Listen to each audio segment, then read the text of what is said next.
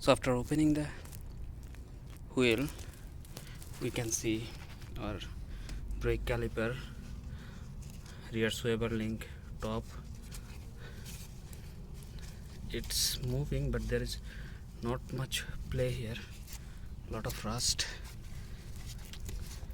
They look fairly new. I don't know. Maybe I don't know what this part is. I never seen this one.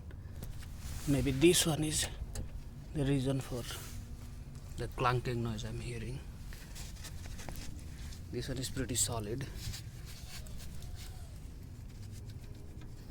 Pretty solid.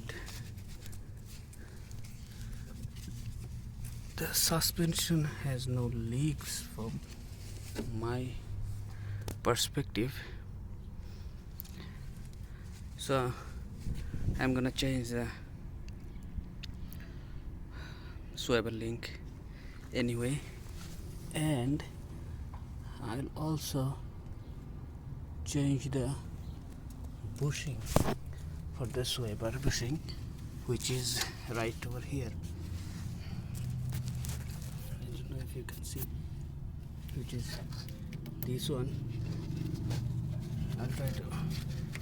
It is pretty solid. There is not much movement here.